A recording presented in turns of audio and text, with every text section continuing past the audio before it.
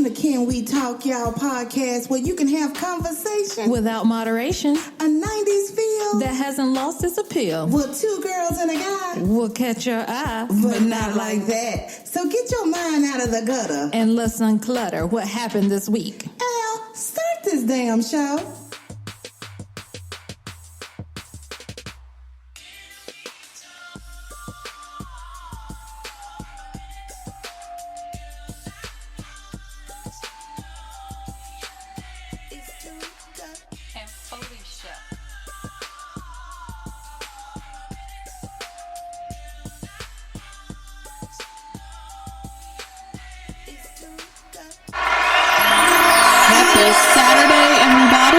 Welcome back to the Can We Talk Y'all show.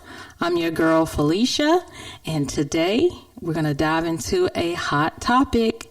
Today's topic is gray divorce. I heard this term on the television Friday morning, just kind of getting ready for work. Kind of heard somebody throw it out there, gray divorce. Well, what is gray divorce? I began to think about that, like gray kind of represents to me maybe a color of doom. You know, I'm like, divorce in the term itself already kind of suggests that something died, a relationship died. So I was like, gray divorce, what are they talking about? So if you haven't heard it before, gray divorce is a term that is used to describe people who are 50 plus. Maybe they're not 50 plus, maybe they might be right under 50, but they've been in a marriage for a long time. And for whatever the reasons, they have decided to move into divorce. So gray divorce also has another term called silver separation and emptiness divorce. So as I started looking into it, I'm like, okay, so what's going on here? Gray divorce people. Why are you seeking to get a divorce at this stage in your marriage? Because at this point, I'm thinking in a relationship, you've been together decades, you got a solid foundation, you've had your kids, your kids are gone on and they've started their lives with their careers and their own families. So you would think that the couple would be more inclined to stay together later, I thought the most riskiest time for a divorce was in the beginning years, because you're combining your life, you got the kids, you got a lot of stress, a lot of things are going on early in the marriage. But I thought at least after you get to a certain point, maybe, maybe 10, 15 years, that really time is on your side at that point. I thought you would be more likely to stay together. But apparently this is not the case. So I want to talk about this, y'all. And, Abru is in the studio with me. Shout out, Abru. I gave myself another wrong month. Hey, what's going on, everybody? You got that button with the harps confused with the ones for applause. Let's change it up. Okay. There we go. Okay, we got it right now. Okay, so April, tell me, when you first heard the term gray divorce, what were your first thoughts? I really didn't know, because, when I heard it, I heard it from you with gray divorce. I said, what? I was confused. What is a gray divorce? I'm thinking that's something be honest with you, a disease or something, you know what I mean? Oh, okay, I'm thinking right. A disease, separating, whatever, gray divorce, we got all these terms for every little thing now. So I would have never thought it would be seniors getting divorced later in life. I wouldn't, until you brought it to my attention about the great divorce things. Yes. Okay. Similar to me, we kind of a little bit off from what it actually is. But as I started to kind of Google and look around, I found a research article, and it's by Brown and Lynn, and some research was conducted. And what they did is they looked at the pattern of divorce for this age group. Actually, it started to rise in the 1970s. And then They took a look at it and it was like, okay, it's on the rise from the 70s and the 90s. It's starting to double by this point. And by 2010, it's, significantly more people in that age group. But if you kind of think about the progression of a generation from the 70s to 2010 and even to today, these are the baby boomers. And interesting enough, they looked at the baby boomers, and the baby boomers actually had the highest rate of divorce when they were younger. I mean, it's a big population, So I thought that was interesting. So the research article, went on and it talked about, it studied it through 2019, and basically it's saying it's substantial. While the other groups, like in the middle of life, like say the 20s and the 30s, those divorce rates are somewhat stabilizing. But the Great Divorce group, which is largely comprised mostly of the baby boomers, continues on a rise.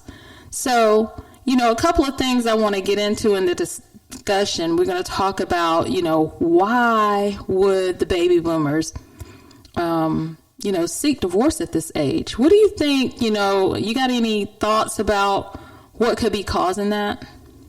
Life. Be honest with your life. The baby boomers, at a certain point, they were just taught to stay together no matter what. You didn't have many options. You get married. Now, early off, they did get divorced, but a lot of them have the traditional ways.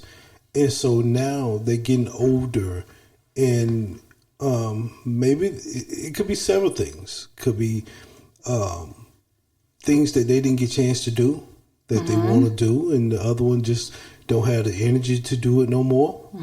It could be, a lot of people stay together for finances. But now you could be like, well, I depended on you for years, but, after the kids grew up, I went back to work. And so now I got me some money, so I don't have to depend on you. So I'm free now. I don't have to be under your thumb rules. You know what I mean? And then a lot of it, man, we just grow apart. You know what I mean? We become friends. I think a lot of them become friends and forget about the intimacy of the love part. So it could be several different things that's going on with the Great Divorce. Right. And so you hit on some of the points that the article talks about. So first, financial reason came in as the number one reason, finances. So if you compare your life when you're starting a family and the finances that are required to run your household, especially if you look at this particular generation, the baby boomers. So this was maybe in the 70s, maybe starting in the 70s, and maybe mostly in the 80s, and maybe a little bit of the 90s for some of the people that belong to that group. It just was a different, I guess, sort of financial stress at that time. And maybe things were cheaper then, at that time, comparing to, how much it takes to live life, like a mortgage and things of that nature. So what would the baby boomers be, fighting about in the area of finances today?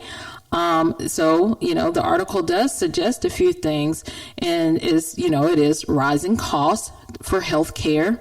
It is what it's going to take for some people with chronic conditions to take care of themselves. They described fighting over the retirement, paychecks. You're on a fixed income at that state. And so you may not be as flexible to do some of the things that you wanted to do because you're somewhat limited by what your paycheck is going to look like every single month. And I think for some people, those funds originally, they get kind of low. After you've been retired over a period of time, you're watching your funds grow down in a certain way because you're pulling out more than what your retirement could be making. I can see that.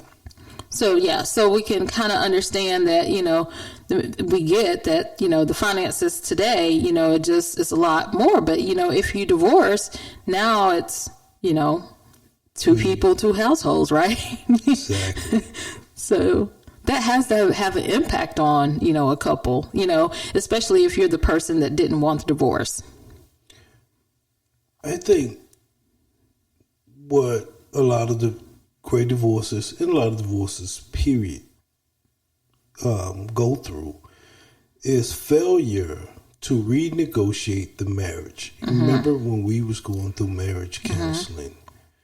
And shout out to Reverend Harris. We want to give him a shout out because he did a great job with our counseling. And one of the things that he brought up that stuck with me was renegotiating the marriage, because you ain't the same person I met 2 decades ago. You know what I mean? That's right. And I'm not the same person that you met. So what we fell in love with, that's might or might not be there. You know what I mean? Life be lifing sometimes. Absolutely. So we have to renegotiate our marriage and be like, well, baby, I know you're not that person no more. So you can't climb Mount Everest no more. But see, let's walk around the park. You know what I mean? And I think a lot of people just fail to renegotiate the marriage of who that person is at this stage of life instead of who they were when they first met. And you bring up another issue that they talked about is growing apart. That a lot of people, cite that reasoning, and that could be a belief system. That could be the person isn't the same as they were when you married them. And I try to talk to the single people in this way, and I say, hey, your Mr. Right is Mr. Right now. You know what I mean? And so yes, he's perfect today, but that doesn't mean he's going to continue to grow, and he's going to mature, and he's going to have more life lessons, and he may change into a different person. He'll evolve just like, the female will too. And so really marriage to me is an agreement amongst two people that we're going to make a decision on a daily basis. If we're going to be successful, then we're going to make that decision every day to do what it takes to stay together in spite of the fact that we're changing people, because the growing apart thing, I think it's just, if you don't renegotiate the contract, to your point, you are opening yourself up to thinking that your relationship is just supposed to stay in a certain place, and we don't stay in a place, that same place. So the relationship has got to mature as well. So true. Exactly. And a lot of things, man, they grow apart, but then a lot of people, especially when they're young, they have kids, the relationship or marriage become all about the kids. And then one day the kids going to grow older and move on, develop their families. And so if you built your marriage or relationship around those children and forgot to build a level of relationship or intimacy with your individual, now what? At 18, 20, 25, now what? Who am I looking at? I don't really know this person because so much time went by to where I was focused over here and not at the person I should be focusing on. So I think a lot of things can happen if you don't renegotiate the contract of marriage and communicate. Absolutely. And you're basically describing what is called empty nest syndrome with your last point. So empty nest syndrome just describes you don't know what to do with each other. Your whole entire marriage has been based around the children. And so when the children launch and they get out there and have their families, that you don't know this person, what do we even have in common, And some of those discussions can be somewhat challenging, and it can be challenging to go through it.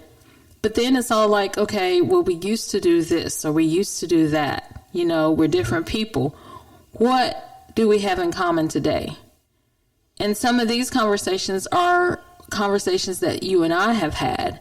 And I don't know, maybe we can just, share or be vulnerable in this moment and just say, like, these are tough discussions, and it becomes a little bit challenging to figure out sometimes.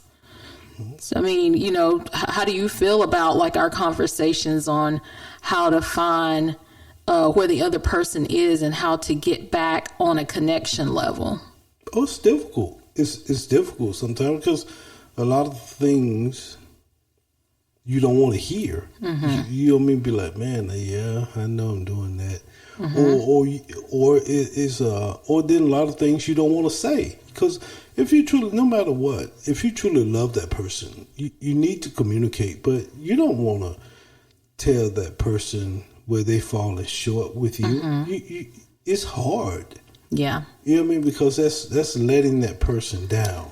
Yeah. And so you try to send little hints, but those conversations are difficult to hear and difficult to have. Yeah. Yeah.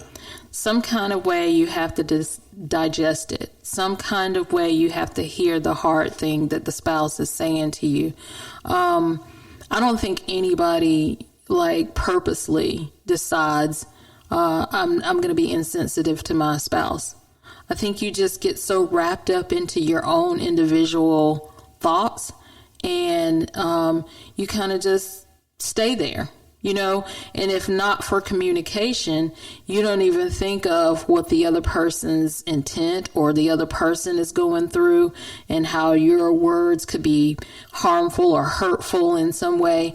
And sometimes feedback can be a hard pill to swallow, but it's a very necessary thing to make sure that communication stays intact so that, we can relate to each other so I don't lose you. You know what I mean? Because if you've been dealing with for the last, we've been married for 15 years. Let's say if you've been dealing with an issue that I've been doing for the last 5 years and you don't ever tell me about it, then all of a sudden you can just be like, you know what? I'm out. You know what I mean? And I'm like, off guard. Go ahead. Yes. And I read about that, and that's like walking wife syndrome or something like that. And then it's describing the female, but of course it could happen with males as well. But it's a situation where, supposedly the wife or we'll say the spouse has been dealing with something, and then all of a sudden they've had it. And they've reached their wits' end, and there's no conversations and no negotiating and no compromising at this point because I've had it with you and I want a divorce. So that's not exactly fair, because if I'm offending you, I want you to tell me. I want you to, and if it's hard for me to hear, I just have to hear it anyway, because I don't want you to just all of a sudden be like, that's enough. I can't take it no more. I'm done. Yeah, I can see that. And one last point I would like to make is what's dangerous with a lot of great divorces. One person might have a life outside of work and the other one don't, meaning you might hang out with your coworkers, you might go shoot ball, you might, and the other person come home and chill, and eventually that person gets lonely. You know what I mean? Because you forget about that person because you always got, I got to shoot basketball on Wednesday with the fellas. I'm going to the bar to watch the game on Thursday with the fellas, and you're always expecting that person to be there, but eventually that person get lonely, man. And either they find some activity or find someone else or just end up leaving. Maybe not even seeking for somebody, but they're lonely, and then somebody pays them some sort of attention that they're not used to having. That's a terrible place. And what you're describing, I bet a lot of people who work from home or work remotely, when you're not going out and you're not, having interaction with the coworkers and having some sort of social life outside of the house, everything is built around your four walls. I can see that could be detrimental for that person, if they're not a part of your life in the spouses in your example, the spouse that's going to play basketball and got social things going on after work, happy hour, that kind of thing. If you don't bring that spouse into that, I can see how that would, be somewhat hurtful. Yeah. And it's very great divorces. When you brought it to me, I had to sit and think about that and ponder, because you imagine, these are the years that you should really be enjoying life, 50s and the 60s, and the older, according to that article, the older you are, the more likely you get a divorce. You know, at 60 years, they're 3 times likely to get a divorce. At 50, they double to get a divorce. So I'm like, those are the times you should be enjoying life with your spouse, because the kids should be gone, the house almost paid off. If not, you could sell it and live off that. And now you're having to start your life over at 60, 70, even. I heard one person, when I saw an article, even they got divorced in their 80s. And I'm like, come on, man. Y'all done been together so long. What is it at this point? Right. Is that hurtful or that detriment where you just can't do it? At 80 years old, you ain't starting over. Well, I'm not going to say you ain't starting over. It'll be hard to start up your life over with somebody else at 60, 70, or 80. Well, guess what else people get gray divorce for? Infidelity. Infidelity, I can see that. And you wouldn't even think, who wants to think of their parents or grandparents, cheating on grandpa or dad, that really just kind of really gave me a wake up call when I kind of read that piece. Infidelity is actually an issue. And just like we don't stand for infidelity in our 20s, 30s, and 40s, I can see that the same mentality, you would carry that even to 80, in your example that you just brought up. But would it make you less likely to give up at the age of 80, do you think? I don't know. That'll be hard for me to say. But because nobody want to know that their spouse was with somebody else. I don't care what age you are, 20 through 100. You know what I mean? But I just think that we have to pay attention to the other person while they're here, giving their flowers while they're still on this earth. And it could be difficult some days. It could be hard some days. But don't, you got to pay attention to your spouse, man, because that's the person that should and probably will be in your corner when everybody is gone. Kids grow up, dogs die, neighbors and friends move on. You know what I mean? Eventually, or you know what I mean. So you got to always pay attention to that spouse, man. That's my opinion. You owe it to it, going biblical a little bit, 2 people becoming one, bone of my bone, flesh of my flesh, I think you owe it to your spouse to give the most patience, the most grace, the most love, the most attention. That person deserves that because that's literally part of you. So that's something to be mindful of. I think it's easy to take your spouse for granted. I don't think that, I can just say, for me, I would never want to be taking you for granted, Hey, bro, I would not want to take you for granted. That would never be my intent. But sometimes what I do could make you feel that way. Yeah. And so that's what I'm saying is you just constantly got to be aware and in tune with what the other person is thinking. No doubt. You mentioned a while ago that the older you are, the more likely you are to be divorced. And I think part of this study is centered on baby boomers. So we're still dealing with that same generation because it's a lower percentage of Gen Xers that are 50 plus, I would say. So, it's still kind of, if you're looking at 50 plus and the 50 plus population is mostly baby boomers, we're really concentrating on the majority of cases being baby boomers. And, like I mentioned to you before, this same group was also highly likely to divorce at a younger age. So I think, just that should have been, I think, put out there a little bit more. From what I read with the article and everybody that's commenting based on the article. But I also wanted to bring up other things such as race and ethnicity. Okay. So can you guess which race, ethnicity group is more likely to get a divorce, a gray divorce? This is tricky, and I hate to put it out there because I don't want to sound like, hey, I'm against any race or group, but I probably would say Caucasians are probably most likely to get a divorce, and it's probably because of financial. They got the finances to live separate lives. That's all Asians because they got the money. Okay. Mm-hmm. If you looked at the overall 50 plus group, Black people are the most likely to get a divorce. I was wrong on that one. And the reason why I posed the question that way is because it seems like we are always the most likely to do something, or the most likely to most susceptible to a disease state of some sort.